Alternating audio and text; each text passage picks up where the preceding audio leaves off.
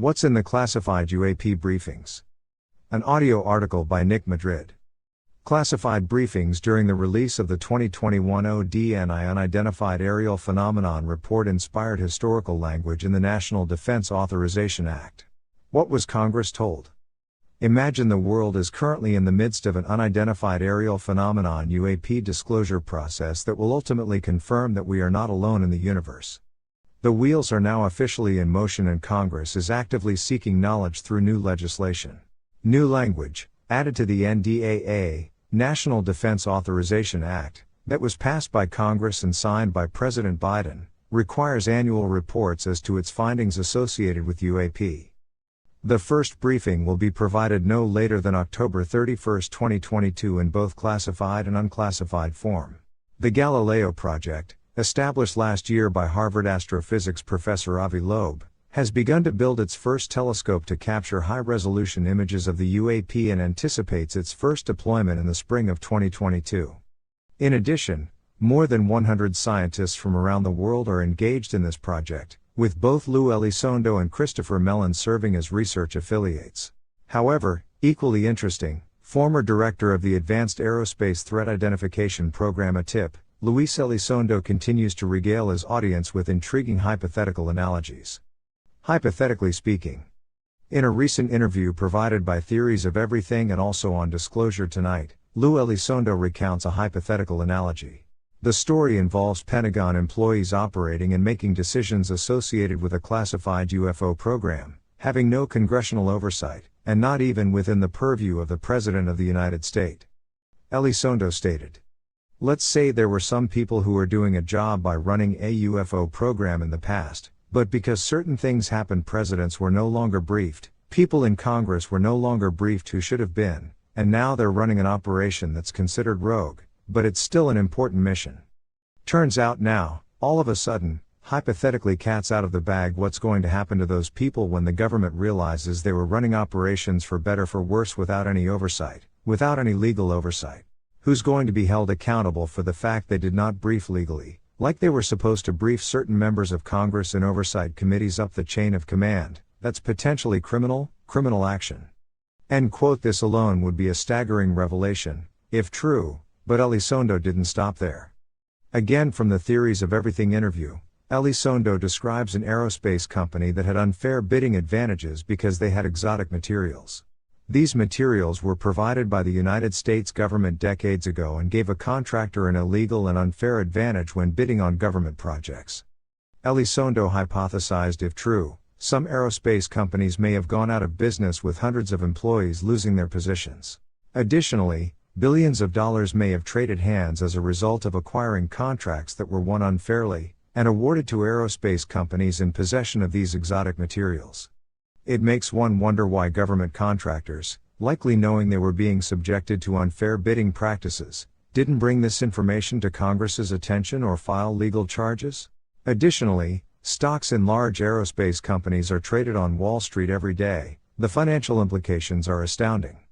In another interview with Dr. J Radio Live podcast, Elizondo was asked if he had contacted Lockheed Martin and inquired about what exotic assets they have in their possession, and Elizondo replied, "Have we asked? Yes. I'm not going to tell you what the answer is because part of that answer requires approval from certain organizations and military contractors, and I'm not at liberty to answer on their behalf. I've made it very clear what I said, and I went right up to that line by saying, do I think the United States government is in possession of the exotic material, and I said yes, and I stand by that." End quote. In a rare interview appearance by Christopher Mellon on the Joe Rogan Show, he discussed inside information on the Roswell incident and said, "I've been told by multiple people who have credentials and access that there is some truth to these stories, and I don't discount this." End quote. In over 100 interviews on various podcasts, Mr. Elizondo has provided numerous hypothetical analogies relating to UAP. If the hypothetical analogies provided by Elizondo are not for entertainment purposes and are based on knowledge he acquired as director of the Pentagon's UAP program, the implications are staggering. Elizondo lays the hypothetical groundwork for a government conspiracy, implying the United States government has obtained UFO crash retrievals decades ago and handed them off to government contractors who conceal their existence from the American public and congressional oversight. Additionally, Elizondo hypothetically infers that there is a rogue UFO program inside the United States government. For whatever the reason, these programs no longer have congressional oversight. Their managers may be making policy decisions with impunity, which essentially amounts to contempt of Congress. What's also interesting about this analogy is, at some point, these hypothetical UFO programs did have at least some congressional oversight before going off the grid. In a perfect world, Congress would now know everything that the ATIP program has learned through years of research, but do they? An alternate reality. Let's go back in time for a moment to October 4, 2017, the last day of employment for Lou Elizondo as director of the Advanced Aerospace Threat Identification Program. As the story goes, Elizondo, an American patriot who has served with honor for his country in Afghanistan, having an exemplary record and is heralded by his peers as an invaluable asset, is blocked from briefing the then Secretary of Defense, General Mattis, on what he considered imperative intelligence. If Elizondo were able to obtain a meeting with Mattis, he would likely have briefed him on UFO programs run amok and without congressional oversight. Additionally, revealing that government contractors have exotic materials, providing them unfair advantages, resulting in illegal bidding practices costing billions. If the Secretary of Defense had such information, it would likely require him to take action, bringing it to the attention of Congress and the President. If the Secretary had this intelligence and did nothing, and at some point this knowledge became public, the Secretary could be implicated for contempt of Congress. This could entail possible legal implications and cast a shadow on his legacy. The question of plausible deniability regarding a serving Secretary of Defense is a fair one, as it relates to seeking political cover from knowledge about unidentified aerial phenomena. With nowhere left to go, Lou Elizondo resigns his position with the Advanced Aerospace Threat Identification Program in protest. The question becomes, is the intelligence that Elizondo possesses above the clearance level of even congressional intelligence committees? Had he been able to inform Congress independently of this imperative intelligence, it would have likely satisfied his need to provide his superiors with crucial information, negating the need to resign. Realizing that Mr. Elizondo and company have accomplished much over the last 4 years, one can only speculate as to what may have transpired if the Secretary had this information, and divulged it to the President and congressional leadership. It also leaves one wondering why Elizondo didn't go directly to the President. Someday we may get the answer to that question. Congressional education. Many have speculated that Mr. Elizondo had a hand in drafting the classified version of the Unidentified Aerial Phenomenon Task Force report for Congress. Though never substantiated, some of the knowledge that ATIP acquired over years of research is evident in the provisions now ratified in the National Defense Authorization Act.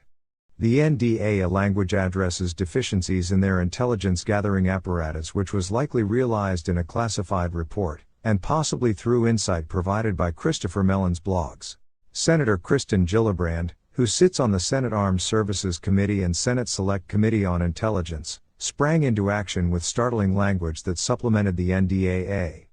The Gillibrand language, now ratified, seeks information about nuclear materials and medical or biological effects suffered by those who came in close contact with unidentified aerial phenomena. Dr. Gary Nolan, a professor of pathology at Stanford University whose research covers system immunology and cancers, was contracted by the CIA and aerospace corporations to help find answers. In nearly 100 cases, Nolan provided blood analysis and ongoing research associated with brain damage to United States pilots, defense or government personnel, and individuals working in the aerospace industry. While tragic, one can only wonder what engineers in the aerospace industry are working on, if not UAP-related technology. Additionally, Senator Gillibrand calls for information associated with the production, transportation, and storage of nuclear weapons or components. While the Gillibrand amendment was still in consideration for approval, Elizondo provided imperative information that drove the message home regarding the nuclear connection to UFOs. In an interview with The Debrief, Elizondo was asked about the nuclear connection and said, "ATIP was aware of the nuclear connection. There was a lot of information ATIP didn't have access to that Robert Hastings did, and he did a fantastic job with his book about the nuclear connection. We were able to validate and substantiate exactly what he was saying through intelligence reporting. Not only was it good and accurate, at the end of the day it was helpful. In some cases there was a little information we didn't have that he did. End quote. The Department of Defense's ATIP program validated and substantiated Robert Hastings's findings from his book UFOs and Nukes. Hastings had interviewed more than 150 military personnel, and said those interviewed included nuclear launch officers, nuclear missile targeting officers, maintenance personnel, security guards who guarded the nuclear weapons facilities, and all of those individuals have told me on tape, either audio or video, that in fact UFOs have routinely monitored our nuclear weapons dating back decades. End quote. Congressional lawmakers have serious concerns about ICBM nuclear weapon site incursions and nuclear storage facilities visits from UAP. Congressional hearings. The information provided in Mr. Elizondo's hypotheticals is not included in provisions sought in the National Defense Authorization Act. The NDAA doesn't provide language to inquire about obtaining information on hidden UFO programs within the Pentagon. Nor does it make inquiries into exotic materials held by government contractors, and used as illegal advantages to win government contracts. Mr. Elizondo's hypothetical monologue is likely intended to entice lawmakers into holding congressional hearings, where they might hear the clandestine side of UFO's historic reality. Deposing government employees with credentials and access would eliminate obfuscation coming from within the Pentagon. The Pentagon's ability to siphon intelligence through its obfuscation apparatus has become apparent to many lawmakers. The language in the NDAA legislation realized and addressed a serious deficiency in their intelligence gathering ability associated with UAP intelligence. However, the Pentagon countered with the Airborne Object Identification and Management Synchronization Group, which is widely considered to be a ploy by the Pentagon to prevent UAP intelligence from reaching congressional oversight. The question becomes, will the Pentagon be able to prevent congressional efforts to obtain the truth, and the necessary oversight to bring transparency on UAP secrecy from the annual reports required from the NDAA? The answer to this question will likely not be realized until October 31, 2022, when the first annual UAP report is due for congressional review, but can they wait? The implications of the Pentagon hindering Congress's ability to provide oversight of UAP-related programs, perpetuated from within its corridors of power, is staggering, if true. Congressional hearings would provide transparency and an informed realization into the world that Elizondo describes in his hypothetical analogies. Understanding how congressional hearings would impact the global conversation based on Congress's new revelations, and the transparency that may follow, is a truly intriguing question. But that is another story, for another time. Also see Christopher Mellon's article "Why is the Air Force a Wall on this issue?", which questions the United States Air Force's lack of participation in providing UAP data. Originally published on Medium, and can also be found on themadridpapers.com. Please like and subscribe and visit us at themadridpapers.com, and thanks for listening.